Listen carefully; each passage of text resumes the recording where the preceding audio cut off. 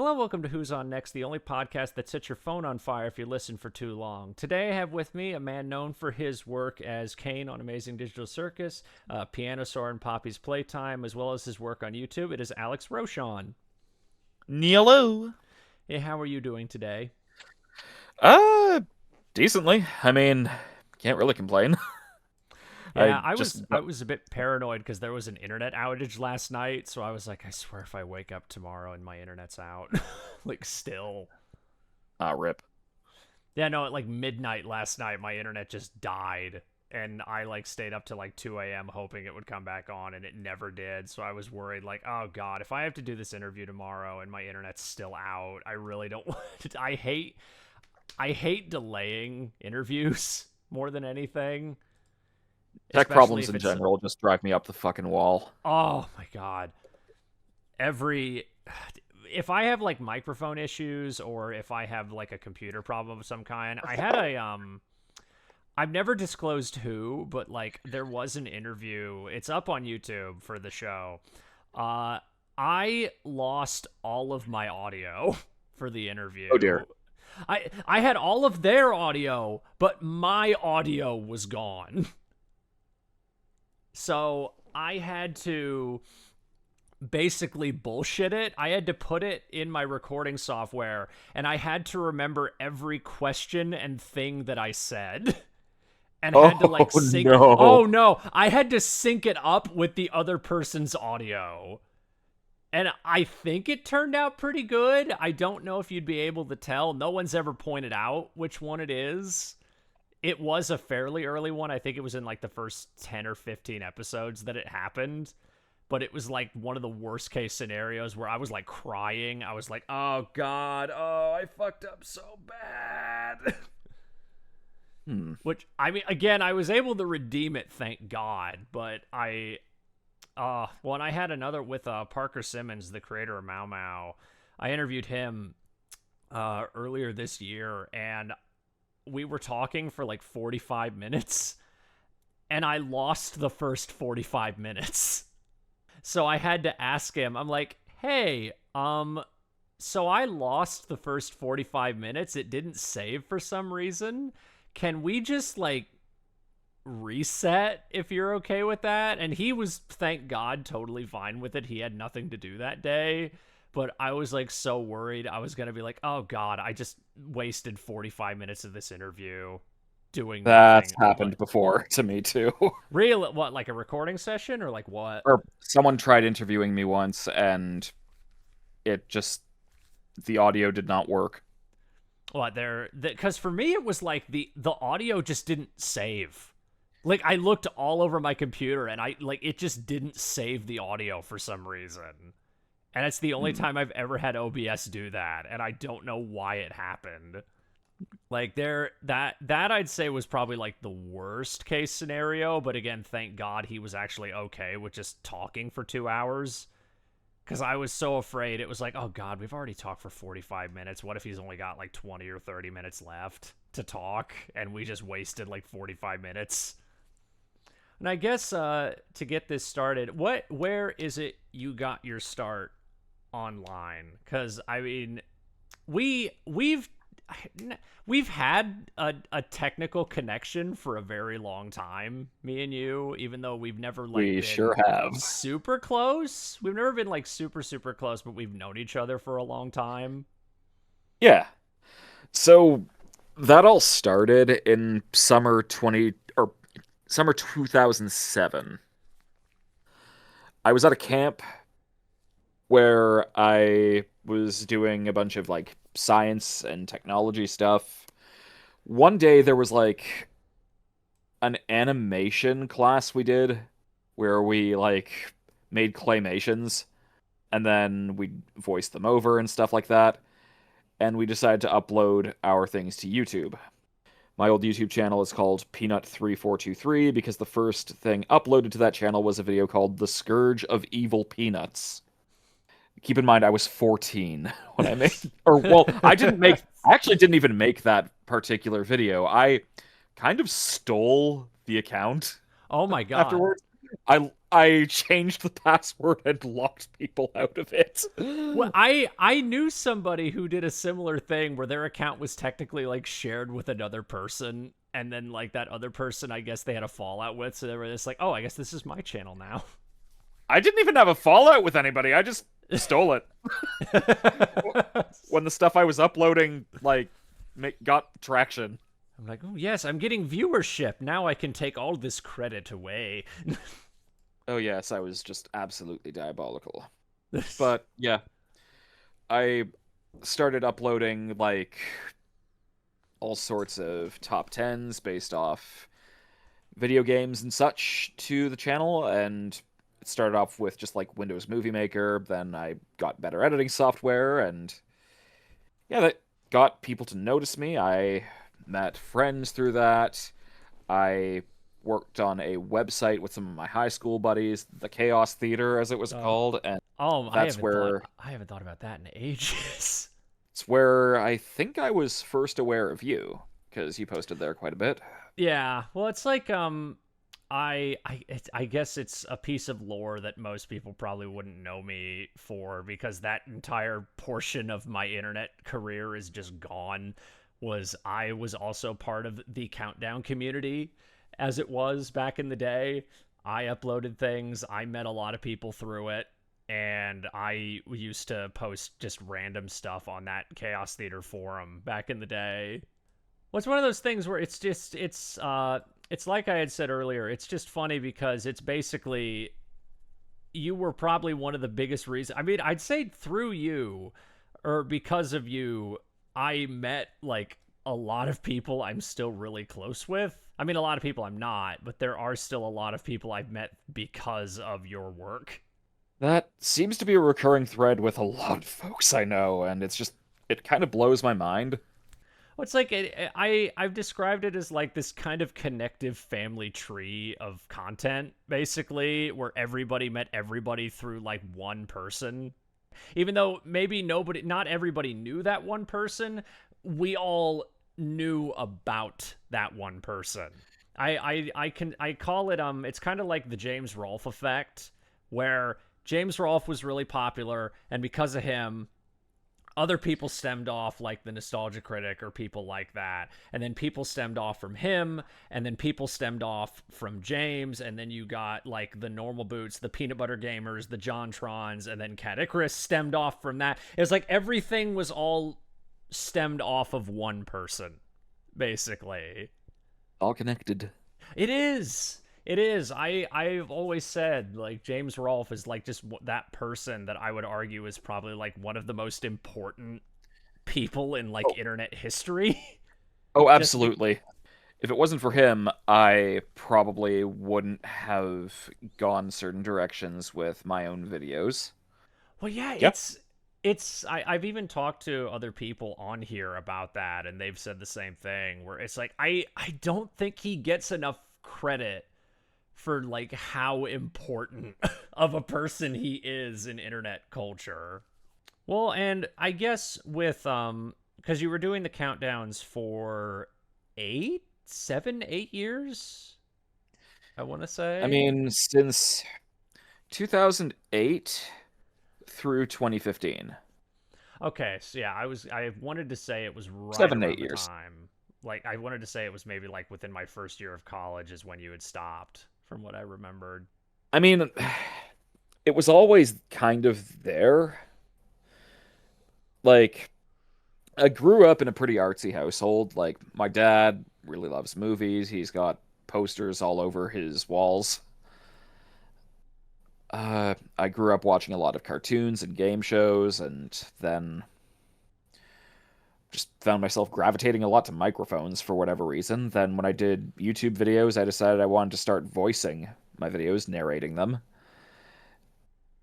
And then I just started to really enjoy that aspect and wanted to pursue more acting opportunities. And then when I found it, like, then one summer I was getting very like I was doing a bunch of videos for a Pokemon themed month of videos, and I found myself really not enjoying it as much as I used to. Like, I was just it felt like an obligation. And then my computer got stolen that same summer. Oh, shit. So at that point, I was just like, you know what? This is kind of exhausting. And it's like, I don't feel like picking up all those pieces. So I think I just maybe want to make one or two more videos and then call it quits. Because I think the passion that I've actually got right now is for voice acting. And so I did more auditions. I met people through a few projects that did not go anywhere, but then I met a few people through places like Zelda Universe that coincidentally knew of me through my old YouTube videos, and then, yeah, I just occasionally did stuff online. But I will say this, for a while, like, after I stopped doing countdowns, I was kind of in a, well, for about 5 years, a kind of like a phase of trying to figure out what the hell I wanted to do with my life. Because I knew I wanted to do more voiceover stuff, but then I was like going through a few dead-end jobs. I went back to college for game design, which I hated. Pro tip, people watching or listening, if you like video games, do not apply to game design school unless you already like coding. Oh, I knew someone who was into voiceover, and they went to college for animation, and they told me, they were like, "Oh, I fucking hated it. Like, I could not stand it. Like, I only wanted to do the voiceover aspect, and I just was not a passionate artist at all. I just was like, "Oh, Yeah. well, if I do voiceover, I have to do animation too." And he was like, "I did it for like a year and a half, and I just fucking hated it. Like, I just could not get into it at all." I'll say this much though, like going back to college, it wasn't worthless because I made a few good connections there. I met a few people who supported my work as an actor. And on top of that, it kind of got me to rekindle my love of editing. Because for a while I was kind of annoyed at it, I didn't enjoy it.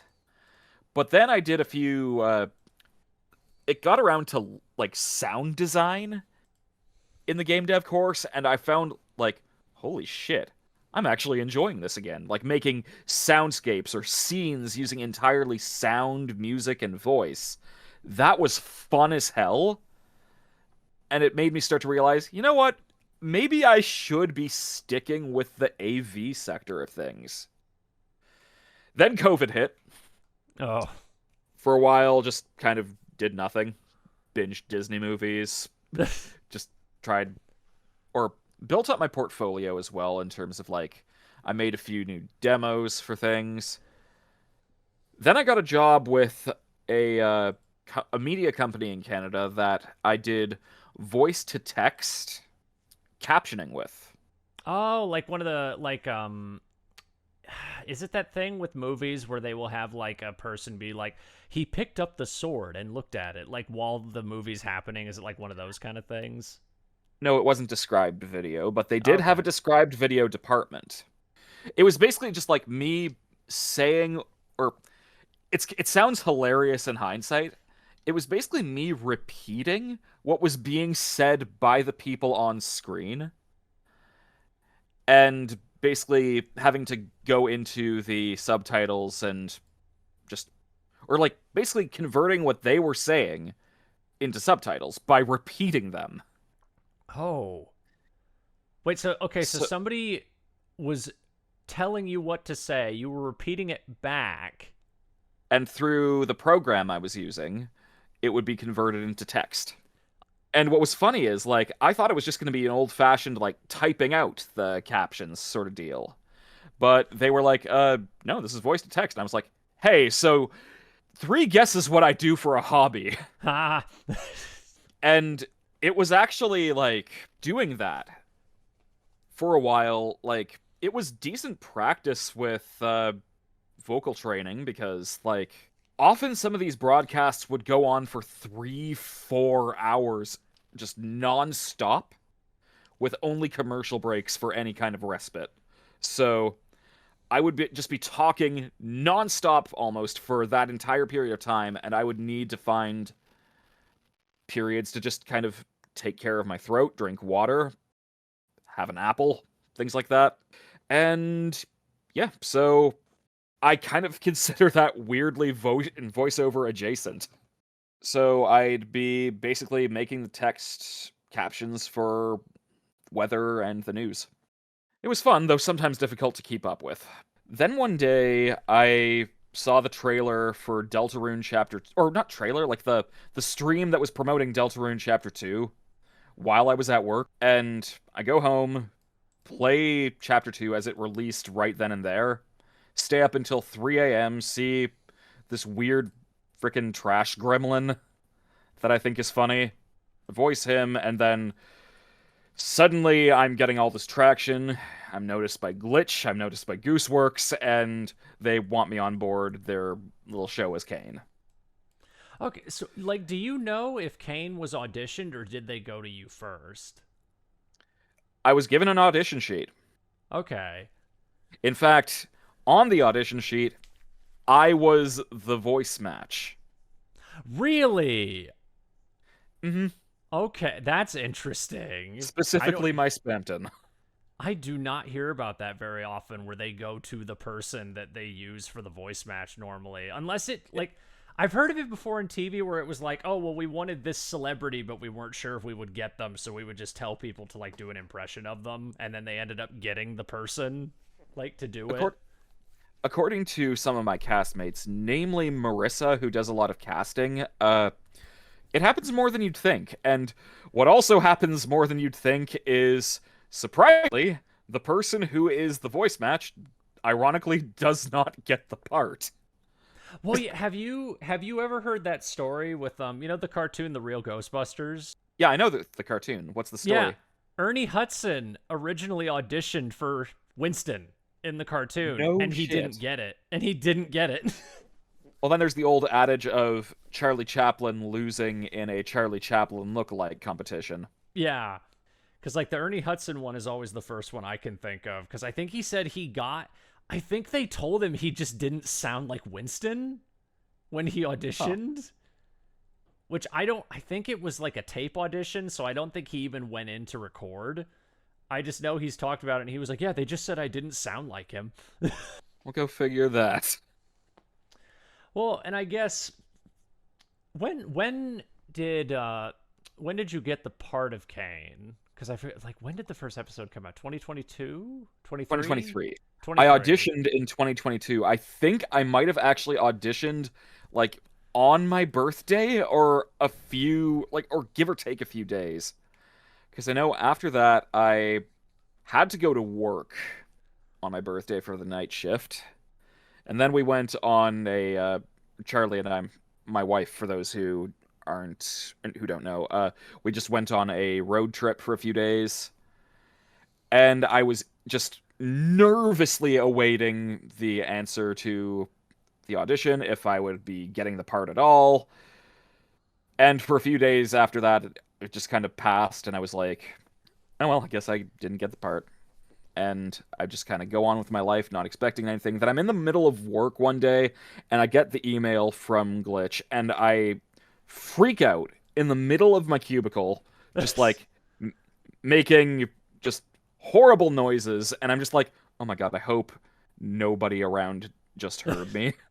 Or if they did hear me, that they don't think I'm, like, dying or something like that. I was gonna say, were you, like, fucking in the corner, like, what were you doing? I was like, what? Just, like, laughing and, like, hollering and all that good shit. It's funny, because I actually interviewed somebody who had a very similar story to, like, their first voiceover gig. I interviewed Frank Todaro, the guy who he's Mugman in the Cuphead show.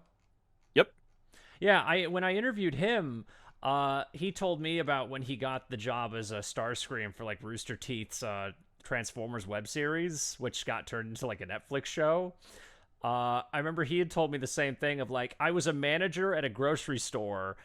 had like next to no voiceover experience, and I auditioned for this character because I love Starscream, and then in the middle of my job I got a phone call or like a text saying, "Hey, you got the part," and I was like screaming in my office like, at work. It's, in a lot of ways, it's like the feeling of you just won the lottery. Like, I'm gonna be real though, I had no idea, none of us did, how big Digital Circus was gonna get. I've talked to Michael. Like I every time I talk to Michael, I remember we've talked about it where he was just, I think he had said after the first episode came out, I interviewed him before Digital Circus even came out, and then I interviewed him after Digital Circus came out. And I remember he was telling me like, "Oh yeah, we're all placing bets by like the end of the year to see if it cracks like 100 mil." It was like he was just we were like doing that. It was It came out October 13th, 2023. It was like 2 weeks later that I'm about to go on a trip to LA where I'm going to be proposing to my then girlfriend. And the moment we land in LA, it hit 50 million views. Jesus. And this after I'd also like recorded with Lizzie this meme about like Caine and Pomni robbing a bank that spread like wildfire on Twitter. So that was just like, it was the most engagement a single post of mine had ever gotten at the time, and it still is. So you've just got like so many crazy monumental things happening in succession, like pilot, popular meme, 50 million views. I'm about to meet one of my castmates in LA. I met Lizzie for the first time there. Then I proposed to my wife in the same day, and it's just like the train has just not stopped.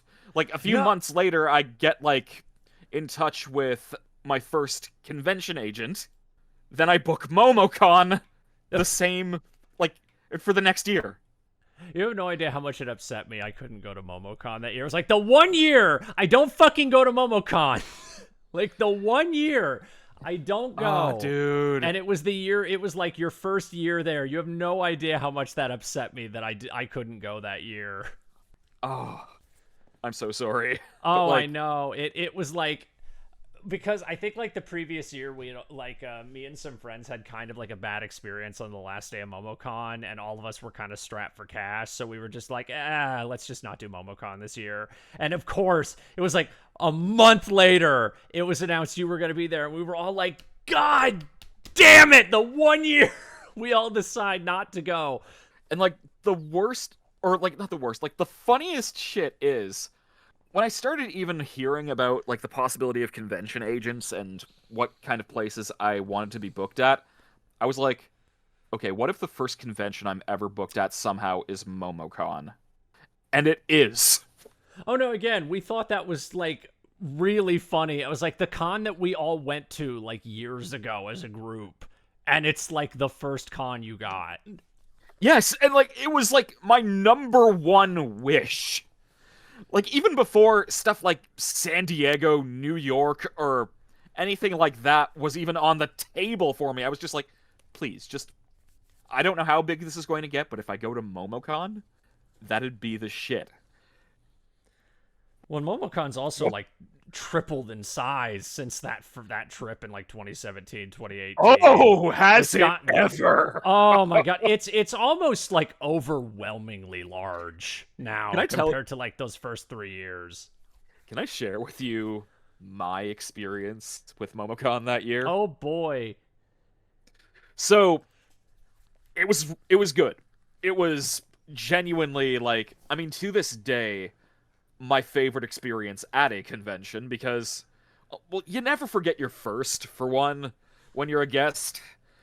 But then, like, there were so many things that made it amazingly memorable. But it all started with learning how far it was from Georgia? From the hotel room. Oh, okay. To my booth. Were you at the Omni, or were you at a different hotel? I was at the Omni. Okay. And that should terrify you. Well, the first year you went, I think was like the second year they had like the second or I think the third year they had the giant fucking floor room, like the giant ass floor. It's like double the size of the old one. Mike, you don't even know. Like 2017, baby stuff. Oh, it was amazing that first year we went and we saw how big it was. Again, it's like probably even triple the size of the original show floor that we were used to. And so, you want to know how long it took me to get from my hotel room to my booth by foot? 20 minutes.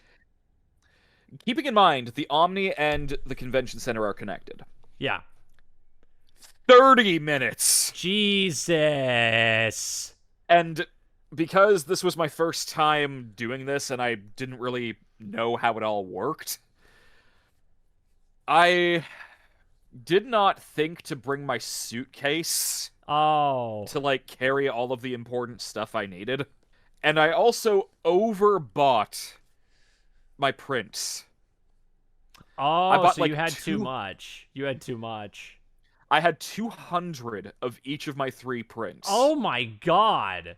Carrying 600 prints without a suitcase to carry them. Just, we were holding them, like, with our arms, basically, just, like, and walking 30 minutes. That was absolutely goddamn insane. And, like, when I reached the booth, I dropped all of them, like, and, like, on the booth, and screamed like a roared, rather. It was just like... Did they not... Okay, did you have to go through, like, the normal route, or as a guest, was there, like, a back area you had to go through? I went through the normal way. Oh, God. But they did have some funny back rooms. So yeah, lesson learned. You do not need 600 prints. Lesson 2, bring a suitcase to... Or, bring your suitcase to carry everything. It's okay, you can bring the suitcase back up to your room later or whatever. And what was that experience? What was the whole con experience like for the first con? Fucking wonderful. Like, God, I almost don't want to share everything that happened in that event because I feel like I'd just be flexing unnecessarily. Oh, I don't give a shit. I don't give a shit. If you want to say a weird thing that happened or something fucking awesome that happened, I don't care. Okay, well, I will give you weird and fucking awesome then. Shit, where the fuck do I even begin? Like, I got into the whole swing of doing signatures and talking to guests pretty easily, although you don't always remember everyone who... Because there's so many. Well, yeah. You don't always remember every person you're going to meet. It's nothing personal. It's just how business works and how my short-term memory works. Oh yeah, I've met people I've interviewed who didn't remember, like, that I Oh, interviewed them, which I'm not shocked. And one person I met, I hadn't spoken to them in like 9 years, so I'm not shocked they didn't remember who I was. Fair enough. And, like, some highlights of, like, signings and stuff were, someone gave... This was after episode 2 of Digital Circus aired, the Gummy Goo episode. Yeah. Someone came to my booth with a bag of gummy alligators. Was that the video you filmed with Lizzie? Like, Yeah, I took a bunch of photos with Lizzie about that. Just, like, there was one where I just, like, bit into one, and I'm just looking smug at the camera. And then, I shit you not, I pulled out, like, one gummy alligator as I was eating, and I realized there was a misprint in the process of making this alligator. It had no head. Oh. It wasn't even bitten into. It just came out without a head. So I thought, Lizzie, this thing came out without a head. We need to do something funny with it. So she's just looking at this headless alligator in terror. What was like one of the coolest things that somebody like gave you or showed you? Or even just like just something somebody said even. Somebody gave me bootleg merchandise of the Digital Circus cast. Oh, which one? Because I've It was seen like several of the bootlegs. it was like it was one of those action figure mini packs that have Oh, so it like a wasn't one of the bunch of like bootleg. It wasn't one of the bootleg plushes. it wasn't a bootleg plush, although I did later get one at a future con. But this was funny because this particular batch of bootleg figures had Jax miscolored so that he actually looks exactly like evil Jax I from was about to say, episode was he 5. pink? I was about to say, was he pink? Yeah, he was with purple overalls. And this was it. Was this at MomoCon? Like this was. Yes. I was gonna say. I assume this was before that episode had even aired. Yeah, this was well before that episode aired. I think I'd recorded it by then, but Had you had I guess since then, because you've been going to a lot of cons, I was wondering, have you had like not creepy, but I guess have you had like somebody that was just like a bit off? Like, have you had any of those kind of people yet? oh, buddy. Okay, so I assume you have a very specific one based on that. Oh, yeah. So, I've had a few, I've had my fair share of a few people who are just kind of awkward or things like that. I would say there's only one person that actually made me angry, Oh. which was at a convention in Las Vegas recently. It was someone who was, filming, like, everyone and following us without our consent. Oh. And he was even following someone around where the bathrooms were. Oh. He was live on a Discord call. I outright told him, "Stop following us." And he didn't go And up to the booth or anything. He was just like following you guys. well, he did go up to the booth to get a signature. Then he just stayed there. He hovered around the cast for a while, just kind of staying in the sidelines creepily, and then when we were all moving out to where our panel was, which was on a different floor, he's following us, holding his camera out while on a Discord call. Oh. Oh, that's fucking weird. It really was, and he didn't seem to get the memo. Was it like he was purposefully trying to annoy the shit out of you, or was it just he was like just really, really weird? I think the latter. Definitely the latter. He didn't seem to have the kind of temperament of someone who's deliberately trying to piss us off. Just lack of awareness. Well, I don't remember if it was the first. No, it was the first MomoCon. I remember there was a guy who was going around with a camera and he was like talking to people. And I remember at one point he went up to our group and he was just asking us random weird questions like about the con. And like I could tell like by how he was talking, I was like, I'm gonna back away from this conversation because I can tell this guy's probably very awkward or uncomfortable to talk to. And I remember on that second day, I was in line to get a photo with Erica Mendez. And I remember I was with a friend and we saw them come down the escalator. And they were walking our direction. And I was like, oh, God, he's going to try and he's going over to the booth for the guests. And security stopped him. And I actually overheard the conversation. He wanted to film the guests promoting his channel, and he didn't even know who some of the guests were. He just wanted them because they were known. Yeah, you'll get a few people like that. Yeah, and they had to kick him out of the con. Generally speaking, a lot of actors do not even consensual recordings because there's a lot of negotiation that has to be involved. Well, and you're also being put on the spot, basically. Yeah, exactly. Being put on the spot's another big thing, and I usually ask up front, are you using are you asking me to promote something, because I do not do that. Well, I think it's weird when people ask for that at cons. When they're just like, hey, can you promote my channel? Like, that's weird. That's really weird. I will outright refuse that. I just don't do that.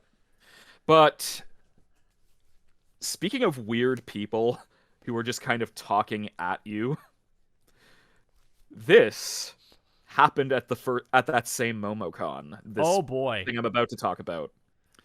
This is the single funniest fucking thing that has ever happened to me at a con. So I was manning the booth with a guy named Kyle. He's just the best. I've worked with him since at a few other conventions. He's just a cool guy, and he's kind of helping me learn the ropes of doing autographs and stuff. We're starting to strike up a rapport, things like that. And then one guy comes up to us while there's a bit of a lull in people doing... Where there's a lull in my line. There aren't any people left. There's just... Some guy walks up, and Kyle and I both notice this guy is wearing pants that are just plastered with ahegao faces. Oh no, it was one of those guys. Oh no. Bear in mind, MomoCon is an all-ages event. So this guy, he just goes and starts talking at me. Not to me, not with me. At. He just started spewing shit, basically. Yeah, I do not remember what the hell he was saying. I don't remember if he watched the show or not. Well, I'm gonna guess probably because of something that's about to happen in a bit. But throughout this entire time, I'm just staring dead-eyed while, like, this person is talking and I'm not able to get a word in edgewise. And admittedly just pretending to be interested in any of it. Yeah. And then, I shit you not, everything here, and again, Kyle, like, my handler, he can attest to this. He has a fanny pack in front of him. Oh no. From which he pulls out an ice-cold White Claw. Did you tweet about this? This sounds familiar. Yes, I did. I was gonna say, I definitely feel like you talked about this at one point. Oh, I somewhere. have. This is White Claw guy. And he just and it was refrigerated? Like it was cold? It was cold! He just gave me cold-ass booze in the middle of an all-ages event! Was he just like, hey, I have something for you. Here, take this booze. Like, was it like... Just, here, take this White Claw, man. And just like, thank you? And then he walks away. Like, he's gone well past the line. He's walking away. Then he comes all the way back. Oh my god. And he says, I also want to give you this. Can you give this to Lizzie? Her line was too long and I didn't want to wait. So, what does he give me to give to Lizzie? Oh god. A small bottle of something. Oh god. With a plastic white rose taped to it. Oh no. And so Kyle and I are looking at each other at this point, like there was no label? Like there was no, like it didn't say what there it was or anything. Okay. Oh, there was. Oh. But like Kyle and I are just looking at each other like with like nervous laughter, just like with the shared realization that was the most awkward shit we had ever seen in our lives. The fucking what the fuck? Yeah, just both of us were just looking at each other like with that immediate understanding. So what was the tiny bottle? What was it? Vodka. Oh my god. And it was was it like a little Emperor's New Groove, like little tiny bottle? Like what was it? It was like a tiny, like few-inch tall bottle of vodka. That's so fucking weird. Oh, it gets better. Why would you be going around? One, the fact that the fanny pack is also refrigerated also confuses me. Yeah, I don't know. He's a cryptid, man.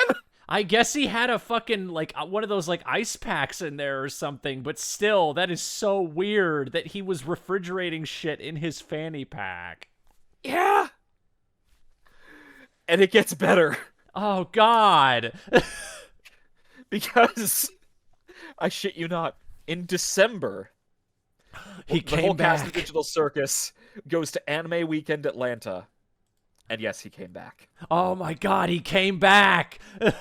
So, he wasn't wearing the Ahegao pants this time, but he did reintroduce himself as the guy who gave me a White Claw. So, I'm just, like, internally like, oh, wonderful! This guy, now I can kind of internalize what he looks like. What mysterious liquor will you give me today, young sir? And he did not give me any liquor, but he shook my hand. His hand was just moist. Ugh. Like, just like horribly moist. Like sweaty, or was it? I don't know. I don't want to know. It was just like, it was just. Oh, it was gross. I hated it. Kyle blast me with that Germex like immediately on my fucking and Kyle hands. was here for this one too. So yeah, we were just like, yeah, he's back. The cryptid is back. Did you know if he went over to any of the other Digital Circus people? Apparently, he did actually speak to Lizzie this time, and he was. And she said, "Yep, he was pretty fucking weird." No booze this time, thankfully. Did he have the fanny pack? I don't remember. Oh. I don't think he did, because... And you haven't seen him since? Well, I haven't been to Atlanta since. Okay. I'd love to go back, though. Oh, I thought you were saying you went to, like, another con at, like, another state, and he just appeared at another con? No, but there are unfortunately people like that have traveled state lines to visit multiple cons for the sake of encountering a specific member of the cast. I will not say who. And just outright stalk them. Yeah. I've known people that have had shit like that before. So yeah, it is what it is, and it's not always great. But that is the legend of White Claw, man. I remember, I don't even follow Doug Walker anymore, but I remember years ago he had, like, told this story of how, like, I think he was, like, at a panel or at a line for an autograph session, and I think he said he couldn't leave the room because there was this one guy who wouldn't leave. And it was some guy who just kept asking him questions and making him uncomfortable. And I think they said he just stood there for, like, a half hour, just, like, asking them questions, and they couldn't get him to leave. Yeah. And I just hear stories like that, and I'm just like, it's one of those things where I'm like, I don't know if it's the person maliciously doing that or they're just that awkward. I've been around enough people in these kinds of situations where I can tell malice. None of these people are malicious. Like, 100% of the people that just do not stop talking are military-grade awkward. Oh, I was at a panel with Rob Paulson and Maurice LaMarche, like, years ago, and I distinctly remember there was this guy in line, and I actually ran into him in Maurice's line earlier that day, and I just remember he would not stop talking. Even if it was obvious you weren't listening to him anymore, he would still keep talking to you. Like, and I remember he was in the Q&A line, and he was in front of me, and I was like, oh no, I think this guy's gonna go. He would not stop talking to Rob and Maurice for like a solid 6 minutes, to the point they actually had to tell him, dude, you have to get out of line. Like, you're holding up the entire line. Like, you have to leave. But I guess, what's it like having seen, like, with Digital Circus blowing up as much as it has, what is it like seeing it blow up this much? Especially with how it blew up in such a short period of time. Again, I refer you to the example of the show premiering, 50 million views in 2 weeks, then going on a trip where I'm going to propose to my then girlfriend. Just so much happening in the span of weeks, months, just like then getting an agent, getting my first conventions booked. It has been absolutely insane. Like, just, and then I ended up on Netflix, and then we went to San Diego, then New York. It's just like, the ride doesn't end. And it's just like, it is beautiful, wonderful, sometimes horrifying, exciting, exasperating to think, what the hell did I do to end up in this position? I mean, I love it, but it's a lot. Well, it's like, I can't even remember the last time a pilot blew up that much. Like, the closest I can think of is maybe Has Been, and even then it didn't blow up that much. Like, Yeah. to the point that there was a Mexican bootleg stage show like a month after the pilot came out. Like, that kind of shit. Mm-hmm. Like, then I found out people in my own family have ended up watching it. Like, one of my little cousins oh. on my stepmom's side of the family is a big fan, particularly of Caine. I assume they know it's you. Yes, they do. Okay, I was gonna say, it wasn't like a little kid, is it? Where they're just like, oh, well, you love the Caine guy. No, I think at the time he was like 8, 9. Oh, I remember there was a TikTok I saw once where it was, I think, after the second episode came out with the Gummy Goo scene when he dies.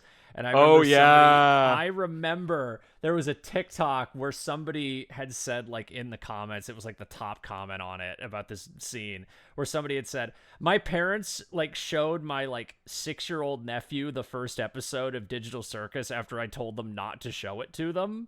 And they were like, oh, it's animated, it doesn't matter anyway. So I let them watch the second episode, and the second Gummy Goo died, he wouldn't stop screaming for an hour. Oh, yeah. And I think, like, Goose or someone at Glitch shared that with just the comment, get good.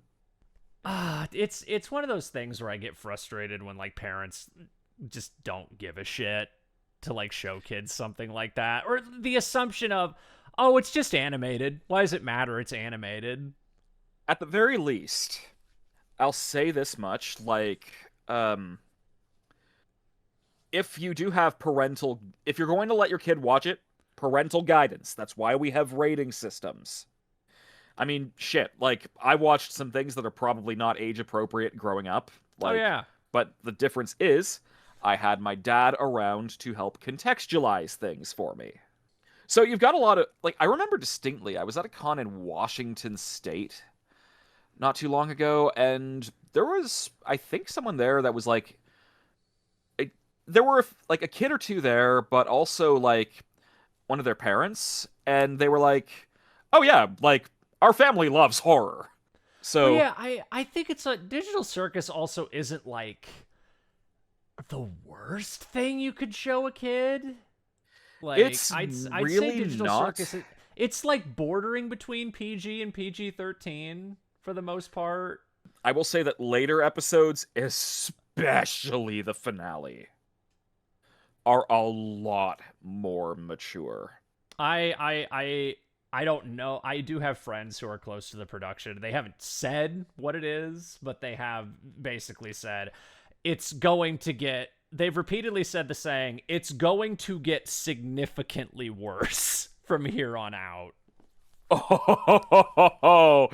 Oh, they have no idea. Oh, they have told me explicitly the last episode is going to be the worst when it comes to content. I will not say how, but holy fuck, people are not ready. Like, again, like, it ends well. I think it's a great ending. Yeah, I was, because I love that there's been so many fucking theories, and I think Goose has even said, like, every theory that they've seen is wrong, basically, about the finale. You want to know something? What? Oh, was there one that was actually right? I've seen maybe one person figure out how something in a later episode figures out, but I have seen nobody guess exactly how the show ends. I've been seeing a lot because I know that people have been talking about the I have no mouth and I must scream comparisons. So I think the most consistent thing a lot of people have just been saying is that, oh, it's probably going to end a similar way to that. See, there's influence and then there's like beat for beat. It's not exactly beat for beat. I mean, if it were beat for beat, Caine would just be like pure evil, and he's not that. He's an antagonist, and he's definitely hurt people in the game so far, whether it's intentional or not. But he is like there's more to him than just being Am. Well, he's not. And He's not a copy paste of the same character. Well, I mean, you could tell that because Am is just fucking, arguably one of the most evil fucking characters in all of fiction. yeah, I will say this: there was one theory video I saw that was talking about the five humans from I Have No Mouth and I Must Scream, and like Yeah. it was like kind of comparing them to members of the circus. I was And gonna say, is it the one where they actually like compare like similarities between all the characters? yeah, stuff like that is interesting, but I wonder if that was even Goose's intention as well, because again, like it's not like one to one like adaptation. It's a lot of it is influence. I guess what's it like knowing the show will probably be ending within a year? With everything that's been going on with it in the last couple years. Uh, that's always the tricky thing, because I mean, I look at shows like Gravity Falls that ended, say, 10 years ago, and yet still have a thriving fan base to this day.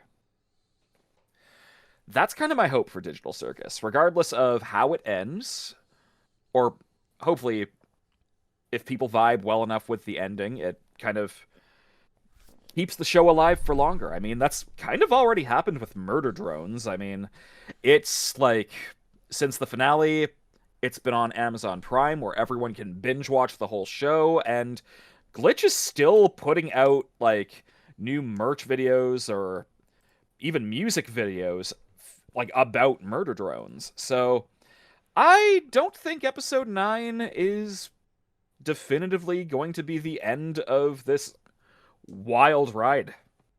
I think I had like offhanded. I interviewed Michelle Gagne, who's worked on like Ratatouille and Iron Giant and Osmosis Jones and stuff like that, and he knew about Digital Circus.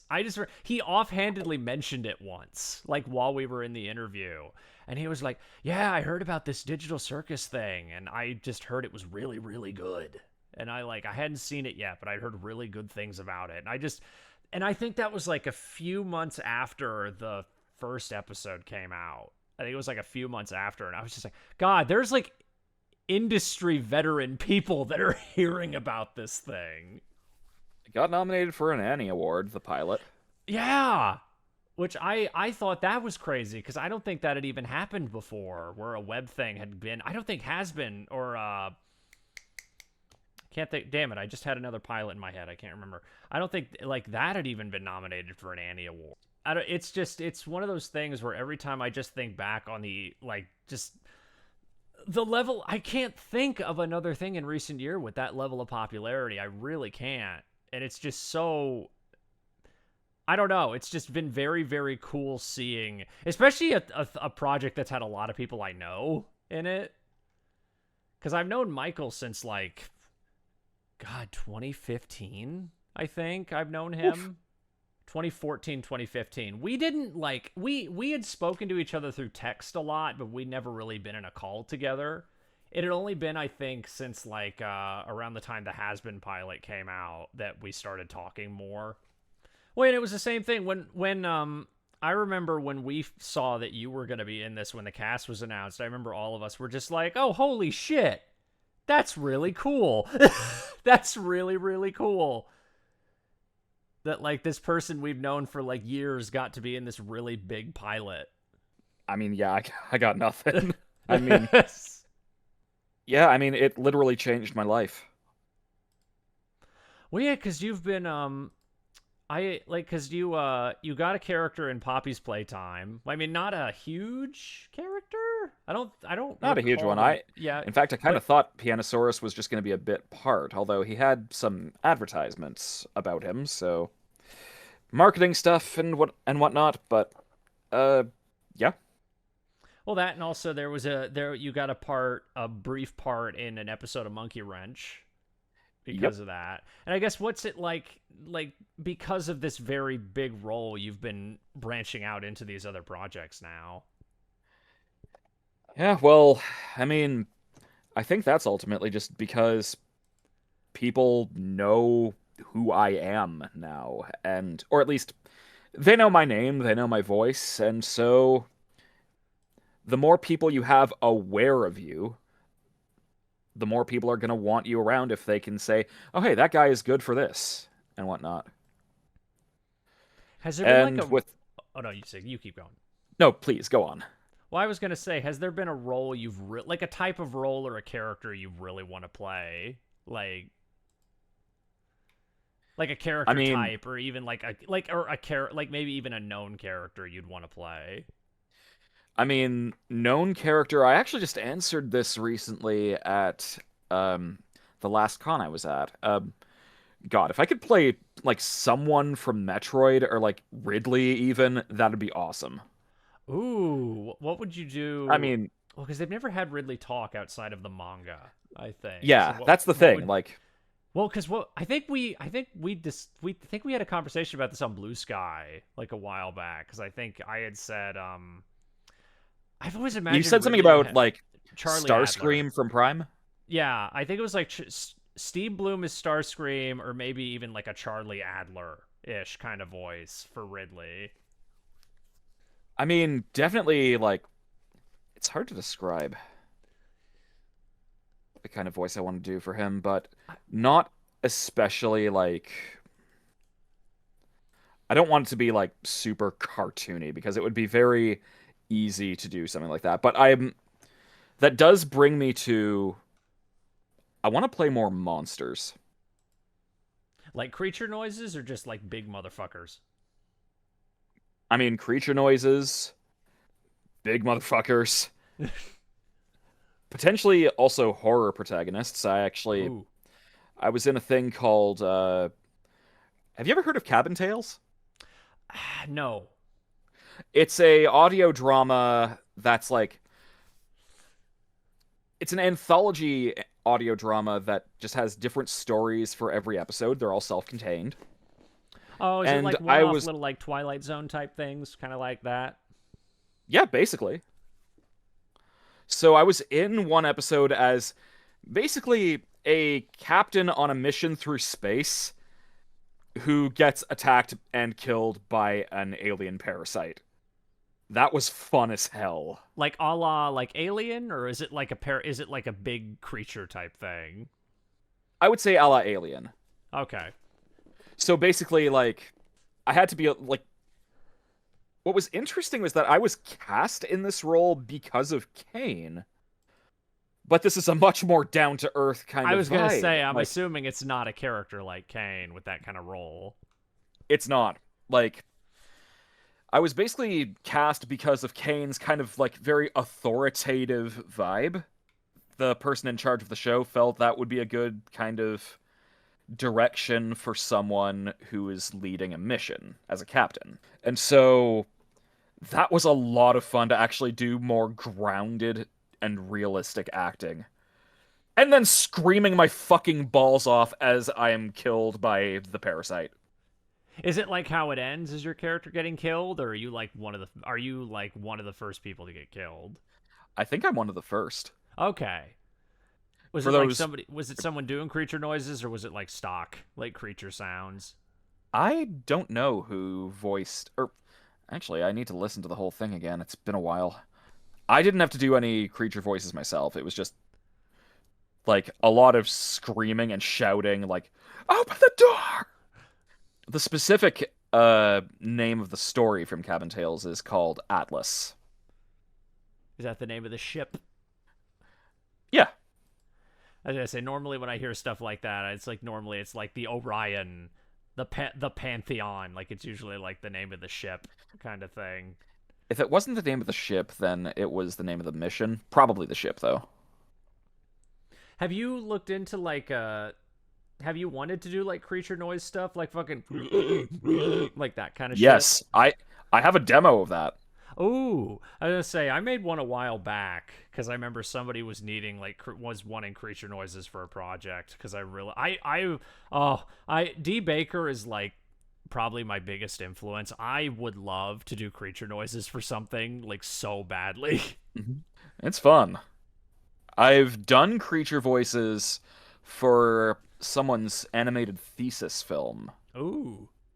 Basically, I was playing a demon that ended up getting domesticated and becomes like a cat-like creature. Oh, like the movie Fido with Billy Connolly, like where they have a zombie as a pet, like that kind of thing. I don't I mean, I haven't seen it, so I can't really make any direct comparisons, but basically I did a lot of like roaring and snarling, but then more like kind of like mewling and purring and like big like when I'm being fed meat. Like that kind of shit. Yeah, basically. No, I oh God, I've wanted to do creature shit for so long. I remember talking to Michael about that because I think he had said like I don't think he had said he really can do creature stuff very much, but he said that he was interested in learning to do creature noises. I know he can do that fucking baby cry. Like, I still don't understand how he does it. He's done that like twice when I'm around him, and I still don't know how the fuck he can do that so well. Are we talking about D. Baker still? No, Michael Kovac. Yeah, I thought you were. I fucking thought hate so. that. That baby cry is He so does good. That around us too. It is so fucking scary. And I learned about it, I think, like, maybe in the second episode of my podcast. So, like, before Digital Circus even came out, I remember he, like, told me about that. And I remember he did it, and I was like, that is scary as shit. I hate that. I remember we were at Anime Weekend Atlanta for the premiere of episode 4 of Digital Circus, and it was the funniest shit. The entire cast, while we were waiting to be brought on stage, we were behind the screen Oh, no. the whole time, and we were being just total fucking idiots, and, like, holding up, like, our plushies that we brought with us for just because... And, like, we were doing shadow puppetry. I was going to say, were you them. shadow puppeting shit, like, behind the wall? And then we found we had a microphone. Oh, no. And it was plugged in? Yep. So you bet your ass Michael was doing the fucking baby voice. What did people do? Well, I assume there were people in the room. I would assume... Oh, yeah, there were people in the audience waiting for the thing to get started, and people were laughing. Was it unprompted? Like, nobody said anything? You just hear fucking, oh, like, was it just Yeah, fucking basically, oh, God. we were just fucking around backstage, just being dumbasses. It was great. I'm shocked. Like, I assumed the mic was for somebody saying, like, this is going to start in a few minutes. Like, oh, I'm shocked they even had the mic on that early. Like, I distinctly remember, like, for a while, it was like, Michael did the baby noise. Someone, like, behind the screen, one of us said, "Shut up!" And then, at one point, you can hear Sean say, "I miss my wife, Pomni. I miss her a lot." So you could have like you like do one of those like improv bits like backstage where you're just all in character, like doing shit behind like with the microphone, just passing it off to one another in character. exactly, we were just kind of like handing around the microphone and just saying dumb shit into it. Or even fucking with them and like making it like it's like a something over the speaker, like an automated thing, like to say when the show will start. We didn't do anything like that. I'm gonna say, like, what has MomoCon been your favorite con experience, or like, would you say has there been another con you really, really enjoyed? Well, I would say Momocon is my favorite in terms of like the memories I had there because like it was my first. We had some really great panels. There was White Claw Man, which was just fucking hilarious. And it was there where I actually met Dana Terrace for the first time. Oh shit. Yeah, I knew about Knights of Guinevere since MomoCon 2024 because she was hanging out with us at the Glitch dinner. Oh, you guys had like a big fucking. Was it? Wait, where was the dinner at? Because I know there is like a fancy restaurant in the hotel in the It Omni. was it wasn't in the Omni. There Okay. was like it was a nice Mexican restaurant we were at. But in terms of like other like favorite conventions, fuck, there's quite a few good ones. Shit, where I have like a whole document full of everywhere I've been and I'm oh, there it is. I would say like number 2 to that would be the con I was at in Las Vegas, which is Level Up Expo. I'm going back this year. Okay, yeah, I've heard of that. Oh yeah, it was a blast. Like the con itself was up to that point like our definitely our busiest yet. We had some good. We had a good panel. We got together with some of the glitch folks afterwards for hangouts and whatnot afterwards. We also like getting to like the cast, we're all friends at this point, and we just got together to like shoot the shit afterwards and like watch videos, play video games. That's always like that's always great. And then we actually went out for karaoke one evening. Oh my god. Was it like one of the karaoke places where they have like a bar, or was it like just a straight karaoke place? It was a karaoke place where you could order food, booze, and we each had private rooms. So So we all had a it private. was actually We so were it in was a like a really private. nice. It was a really nice Yeah, karaoke place. it was, and we just had a fucking ball. Although by the end, I was unable to sing certain things because my voice was fucking dead. Oh no, if you go out for karaoke, at least 2 or 3 people are going to get their voices fucked up by the end of the night, at No, no. least. Like, it's not even just the length of the evening, Michael. It was after 3 days of Oh. constant talking, often in the Caine voice, Oh. which, yeah, projecting that much, it fucks you up. Like, not just in the throat, but like the diaphragm starts to like ache a bit. It's a lot. It can Well, be it's a a lot. very I got to say it's a very like you can feel it in your throat doing that kind of voice. Oh, absolutely. It's like one of those like like I can feel the back of my throat even like clenching up a little bit when I do that. Indeed. Oh, yeah, yeah, I can kind of feel that. Oh Yeah. yeah, you can feel it. Hmm. Yes. Like you like cuz it's very you wouldn't think it doesn't feel like it'd be a very throaty voice. Like Hmm. but like that very theatrical stage kind of voice, which you wouldn't think would be very throaty, but it's very because you need to use your throat to extenuate.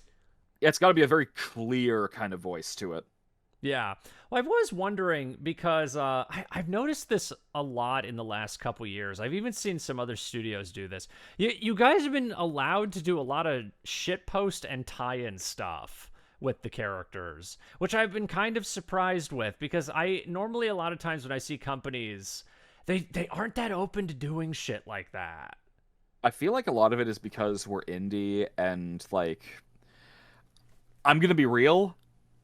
Glitch started because of Super Mario 64 I meme didn't even know videos. that until this year. I did not know that until this year that they started with SMG 64 or whatever it was called. SMG4, yeah. Yeah.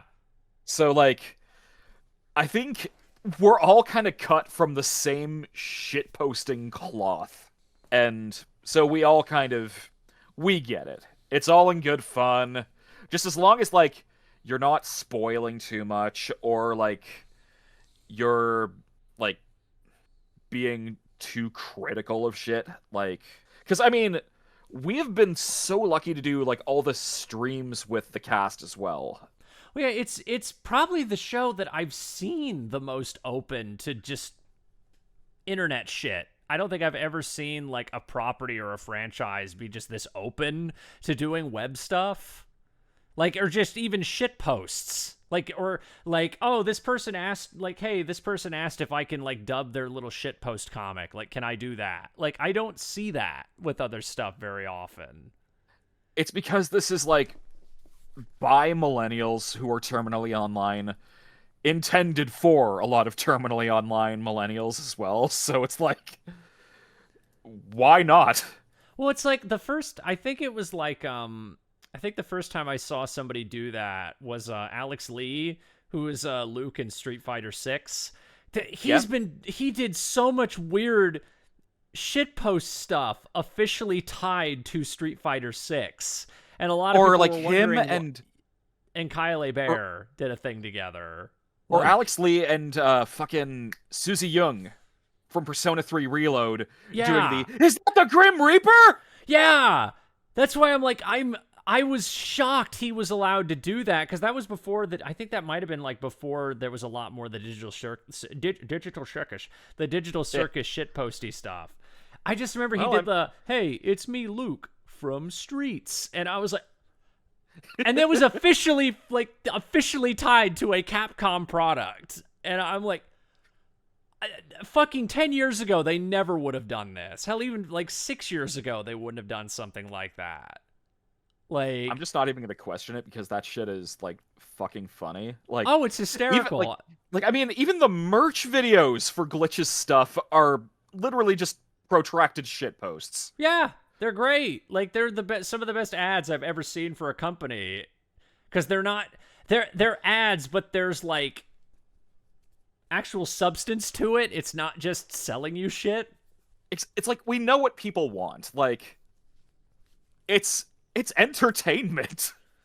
Well, and then well, Sega's been doing a lot of that too with Sonic stuff the last few years. They've been those Twitter takeover things or whatever they've been doing. oh yeah, I don't know. It's just interesting seeing companies actually start to embrace their pop culture status, I guess, by doing shit posty stuff. I like, say fucking good, because the industry in a lot of ways is stuck in its ways, and there are some things that really need to change about it. And there's a subtle changing of the guard in terms of its kind of like corporate culture, if you will. Like, you know all the shit about remote recording, right? Yeah. Oh, I've spoken to people who are like very half and half on it. Some people who like it, some people who don't. I'm firmly in the love it camp because, again, I've recorded all of Digital Circus out of my closet. And this show was on Netflix. Well, yeah, I've interviewed people. Like, I've interviewed some people. Normally, I've noticed it's older people who don't really care for remote recording, which I thought was the changing of the guard. Well, I also think about like traditional agencies and things like that. From my experience, a lot of the people running them are very old as well, and like they're just kind of, well, I mean, at least in Canada, it's sad. Like, I remember applying for agencies maybe a decade ago, and the media landscape is so different here that, like, for a few years after I was briefly in an agency, I maybe only got 2 cartoon auditions, non-union. And then I'm hearing stuff about studios like Nelvana closing, and you start to realize, like, you can do this shit from anywhere now, and that's kind of killing a lot of older studios and agency businesses. It's like, as much as I love Jim Cummings, like his work, I've listened to like some episodes of his podcast, and there's been like the occasional thing he said where I'm just like, that's a really outdated way, I think, of viewing the industry. Like, things that he's said, because I know he's openly talked about how much he doesn't like remote recording, because he's just like, oh, I'd prefer to be around people, which I'm like, I get it. Like, I get it. Like, if I think it'd be really cool to have like a full cast recording, like in a room together. Like, I get that, but it's also the it's also the convenience of like, it's the convenience and I mean, shit, I'm talking to you right here. Yeah. I don't have to go And to like, someone's house and like fly to another state to talk to someone. and I mean, hell, it's through the internet that I've met people like you, who, like how I've met other friends. If it wasn't through remote communication, I probably never would have even met my wife. Oh, there's tons of people. I wouldn't have met like all my best friends if it was not for the internet. Like Yeah. all the closest people I know. And hell, my connections were all through the internet.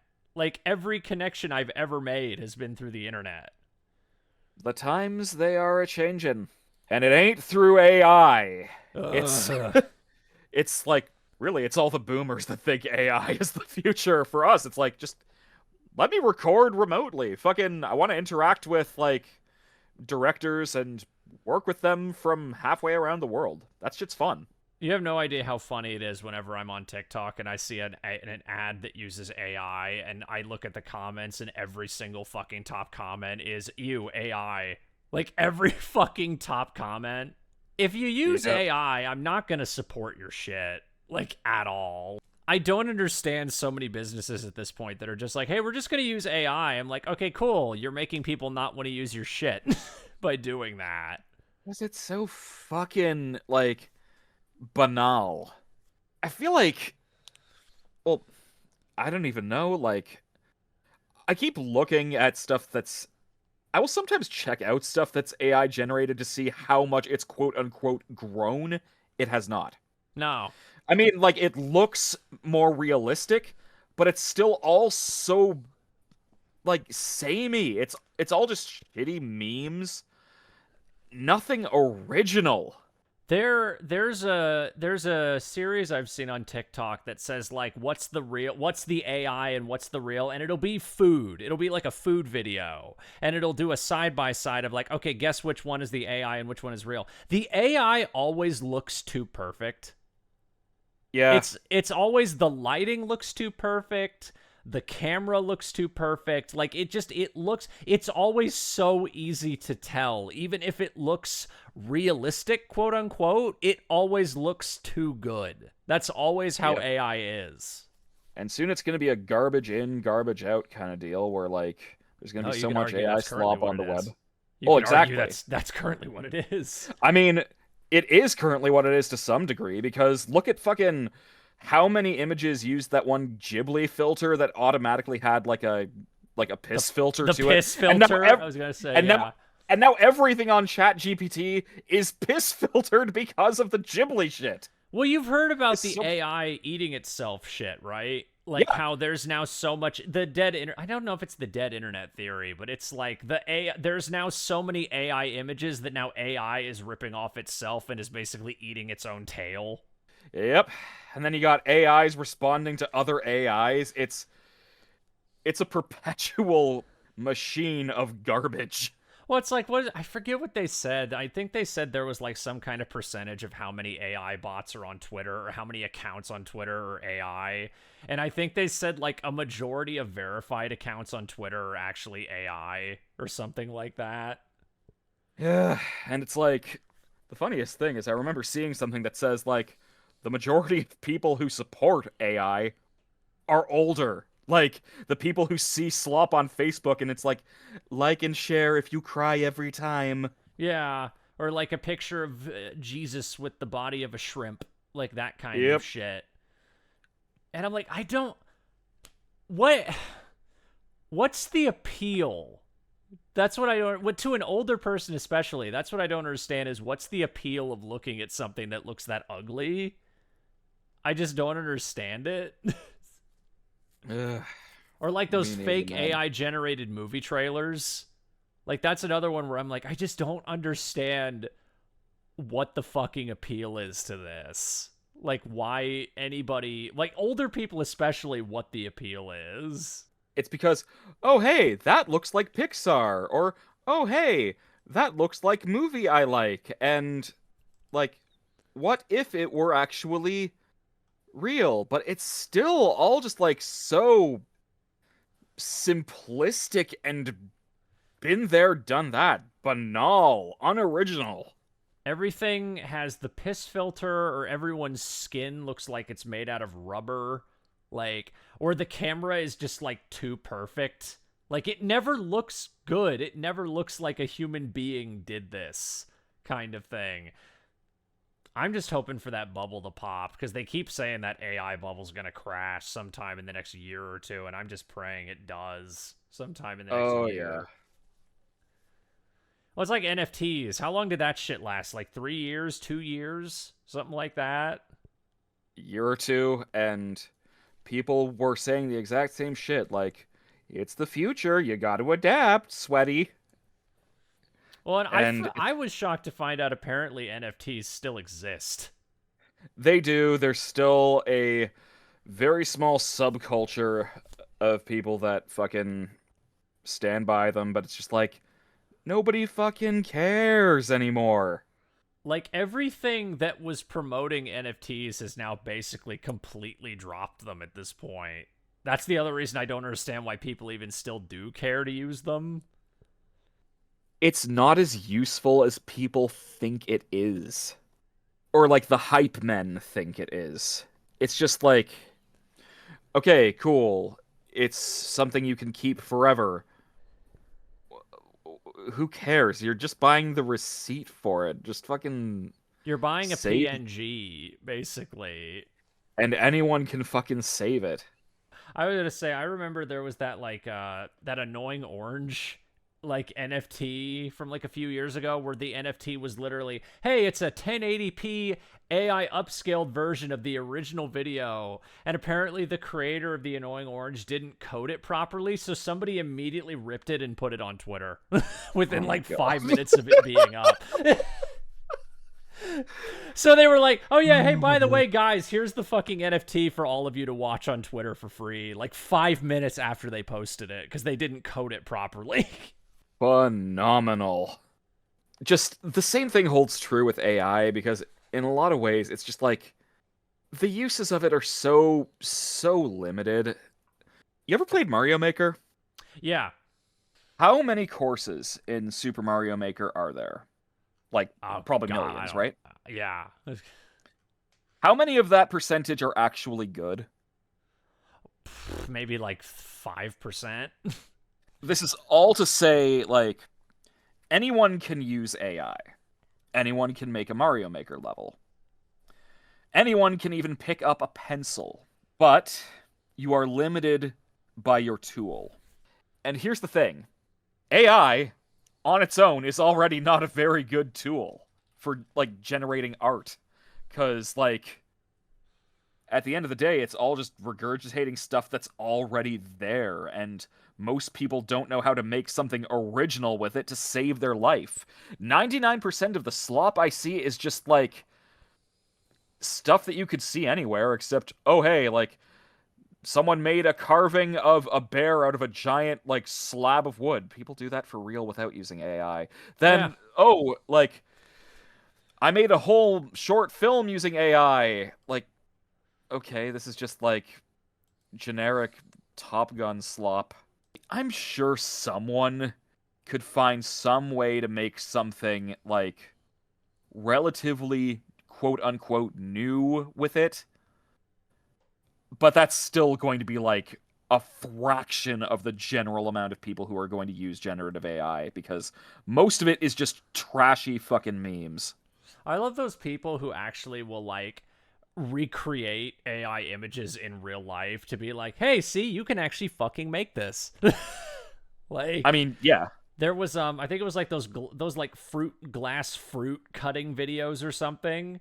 I remember there was somebody I saw on TikTok who was just like, "Hey, I'm going to make that." And then they proceeded to make that like glass apple like or whatever. I'm like, "Cool, see, you can fucking make this. You don't need AI." Exactly. And it's most people who pick up a pencil. I know that's the whole big, like, anti-AI art meme, but, like, most people who pick up a pencil don't know how to use it. It takes practice. The thing with AI is it doesn't take a lot of practice, and because even the people who are quote unquote good at using it have to generate thousands of fucking prompts to get anything that is remotely close to what they're envisioning. At which point, why fucking bother? Like, get something that's closer to how you want it by yourself, damn it. What frustrates me is I fucking hate the people who are just like, I am disabled and I can't create art, so I use AI. I'm like, Christy Brown had cerebral palsy and painted with his foot. You can fucking paint or draw, like, if you're disabled. There are people who don't have access to their arms that can paint. Like, it's not, it's such a fucking stupid excuse to me, and it pisses me off so much because it makes it sound like I can't hold a pencil properly. I'm like, okay, you don't have to use a pencil. Like, or hell, who says you even have to use your fucking hands? Well, I guess, to end this, what advice would you want to give to people who are interested in getting into your field? Put yourself out there. Just share actually, Ashley Nichols, the voice of Zooble on Digital Circus, actually made a video just recently about this. So I'll even quote what they said. Like, you can start with making little comic dubs on Twitter, Blue Sky, Tumblr, wherever you want, Instagram, YouTube. Just ask the artist permission. Go to Casting Call Club, audition for a few things on there. Build up confidence in your skills. Just listen to yourself, understand how you sound, what kind of things you're potentially good for, and also, don't be afraid to fuck up. Don't be afraid to misfire. Like, just put stuff out there, and you never know what the hell is gonna happen. You don't know who's gonna be listening. Like, I had no fucking idea the Spamton fan dub I did was gonna blow up the way it did. I didn't even really... Glitch and Goose were not even on my radar. Like, I'd maybe only heard of them, like, tangentially. And they approached me for this. Like, just share enough that is, like, funny or, like, stuff that you love. I mean, another example, Gianni Matragrano. He of the Duke Nukem boomer shooter memes galore. Like, I love Gianni. So do I. Like, he got big because people saw his fucking memes and were like, dude, like, that was funny as shit. We should get Gianni on a thing. Hell, his handle is literally Get Gianni. Like, that's how you do it. Just put yourself out there, do stuff that you love, and keep at it, keep getting better at it, keep fucking up, keep learning from your mistakes, and eventually you'll get there. People are gonna want to get you because they know what you can do. Like, if you're specifically good at a certain thing, like I tend to be very good at, like, bombastic, boisterous announcer types, and so people say, oh hey, I want an announcer guy, just fucking get Alex for that.